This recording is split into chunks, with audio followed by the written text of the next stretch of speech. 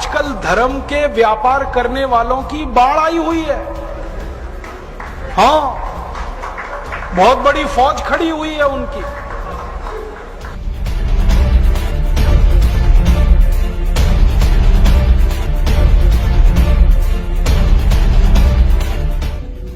शराब का सबसे पहला फायदा, शराब आपके कॉन्फिडेंस को बढ़ाती है।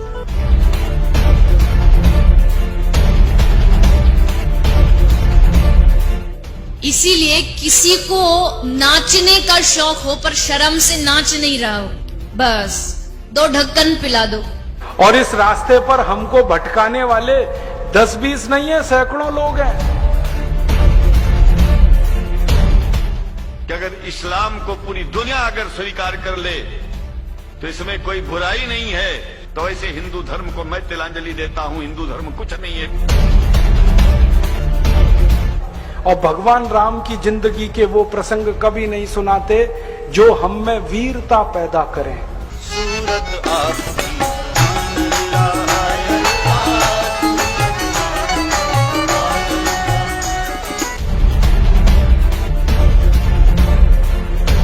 कहीं से 10 करोड़ लूटो, कहीं से 20 करोड़, कहीं से 25 करोड़। अल्लाह तेरी मोहब्बत दिल में है या अल्लाह, तेरी मोहब्बत दिल में है या अल्लाह। मैंने देखा है क्या क्या पाखंड और नौटंकी चलता है। जिस समय नमाज पढ़ी जाए तो हम भी प्रयास करें कि अपनी भागवत बंद करके 5 मिनट के लिए उनके लिए हम अल्लाह को प्रणाम करें। क्या जाता है, क्या फर्क पड़ता है।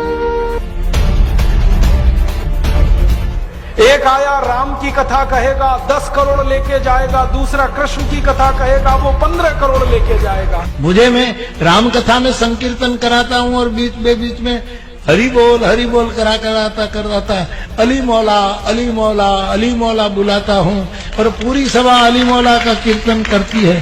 तो कई धर्मगुरु मुझे भी पूछते हैं कि आप हरि बोल के साथ अली मौला को क्यों लाते हैं। मैंने कहा मैं लाता नहीं, अली मेला मुझसे बोल रहा है। ये बापू नहीं है, डाकू है। बापू नाम तो शर्म आती है कहते हुए, और माला पकड़ा देते हैं कि राम राम राम राम राधे राधे राधे राधे राम राम राम राम राधे राधे, बस यही करो देश तो ठीक हो जाएगा। और ज्यादा उनसे तर्क करो तो कहने लगे तुम क्यों व्यर्थ चिंता करते हो, तुम क्या लाए थे, क्या ले जाओगे, जो हो रहा है अच्छा हो रहा है।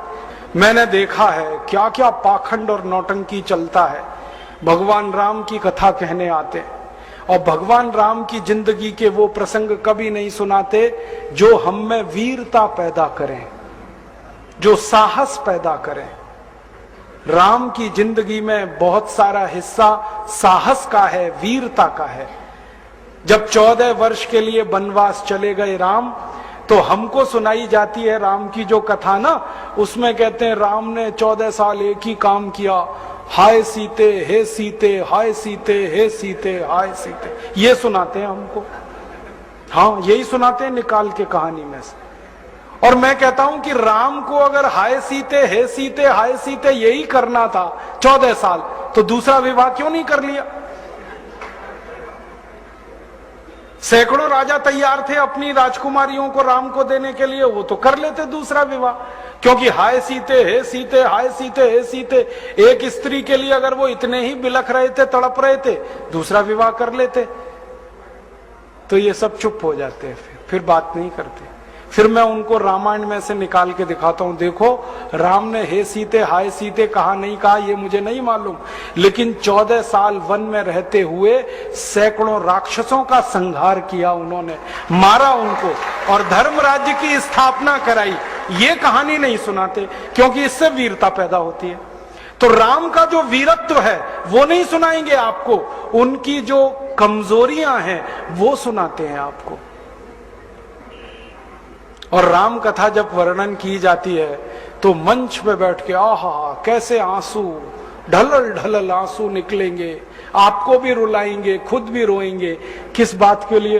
हो राम को वन गमन में इतना कष्ट हो रहा है, वन में इतनी तकलीफें हो रही हैं, तो राम की तकलीफों का वर्णन कर रहे हैं, आंसू आ रहे हैं, और ये सारा वर्णन एयर कंडीशनड मंच पर बैठकर होता है। अपने को तकलीफ नहीं होनी चाहिए, राम की तकलीफों का वर्णन कर। एयर कंडीशन मंच चाहिए, एयर कंडीशन घर चाहिए रहने के लिए, एयर कंडीशन कार चाहिए, और चार्टर्ड प्लेन चाहिए आने और जाने के लिए, तब राम की कथा सुनाई जाएगी। जो राम जिंदगी भर पैदल चलते रहे, जिन्होंने अपना रथ भी छोड़ दिया था अयोध्या से निकलते समय, वो राम ने जिंदगी भर पैदल चल के काम किया, और यहां एयर कंडीशन कारों में घूम घूम कर, चार्टर्ड प्लेन में घूम घूम कर राम की कथा सुनाते हैं। वो कथा वथा नहीं है, वो उद्योग है, व्यापार है, बिना टैक्स का। और मुझे बहुत शर्म है ये कहते हुए, समय आने पर प्रमाण से बात करूंगा कि राम कथा कहने वाले ब्लैक मनी को व्हाइट मनी करने के काम में लगे हुए एजेंट हैं, और इससे ज्यादा कुछ नहीं। और मुझे इससे भी बड़ी शर्म आती है कहते हुए कि आप जो उनको दे रहे हैं दान के रूप में, वो पैसा ब्याज पर उठा रहे हैं वो दूसरे लोगों को, और आपके दिए हुए पैसे से धंधा बना रहे हैं अपना। फिर ऐसी कृष्ण की कथा कहने वाले आ जाते हैं, कहते राधे राधे राधे राधे राधे राधे, और कुछ कहो ही मत, राधे राधे। कंस को मारा, जरासंध को मारा, शिशुपाल को मारा, अधर्मियों को मारा, ये सब थोड़े में, राधे राधे राधे राधे बड़े में। हाँ, क्योंकि आपको कायर बनाना है ना, निर्वीर बनाना है, नपुंसक बनाना है, तो वीरता की कहानी क्यों सुनानी है?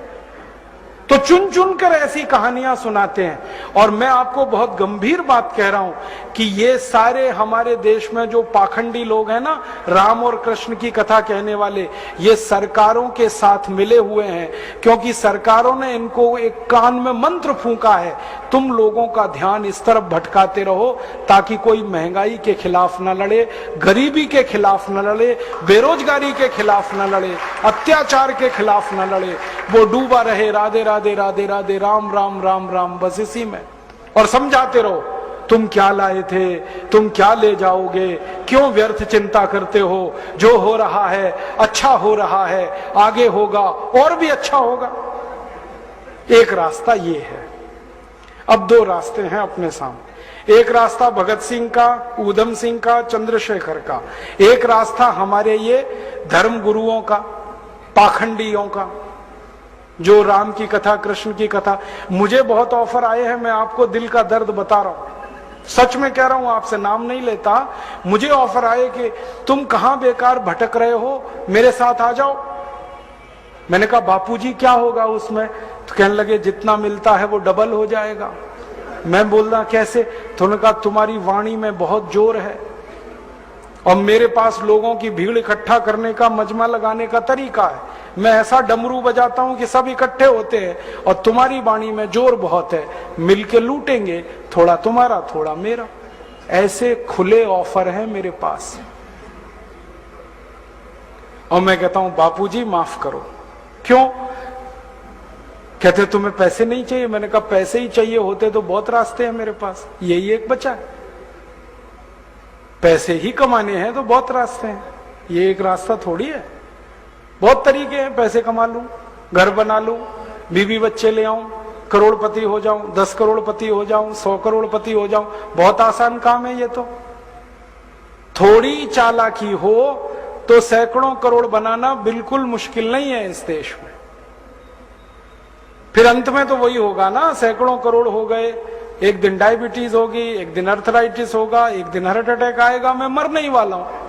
तो मरना तो है ही, वहां भी शायद जल्दी मरूं, क्योंकि जब शरीर में तामस वृत्ति आती है ना तो जल्दी मरता है आदमी। जब तक सात्विक रहता है तब तक थोड़ा दम रहता है, तो तामस वृत्ति आएगी, मरना मुझे वहां भी है। तो क्यों ना इस रास्ते पे चल के मरूं जहां सात्विक वृत्ति भी है, मरना है ये तो पक्का ही है, जिंदा तो कोई रहेगा नहीं। तो भगत सिंह का रास्ता क्या बुरा, ऊधम सिंह का रास्ता क्या बुरा, चंद्रशेखर का रास्ता क्या बुरा? कुछ करके मरो ना। मरेंगे ये सब भी। राम की कथा सुनाते सुनाते हार्ट अटैक आएगा, मरेंगे वो भी। डायबिटीज सबको हो रखी है, मैंने देखा है नजदीक से जाके। सब इंसुलिन लगाते हैं, खाते हैं गोलियां, अपनी डायबिटीज नहीं मिटा पाते, दूसरों को उपदेश देते फिरते। ब्लड प्रेशर सबको बढ़ा हुआ है, क्योंकि ये जो काला धन है ना, इसका हिसाब किताब करने में बीपी ही बढ़ने वाला है। सब बीपी की गोलियां खाते हैं, सब डायबिटीज के लिए शिकार हैं। तो दूसरों को उपदेश देंगे तो मैं भी लग जाऊं, वो एक रास्ता है। एक रास्ता भगत सिंह, उधम सिंह, चंद्रशेखर का भी है। मौत तो दोनों में ही आने वाली है, बस अंतर इतना है, एक मौत ऐसी आएगी जिसको देश और समाज जिंदगी भर याद रखेगा, और एक मौत ऐसी आएगी कोई पूछेगा नहीं।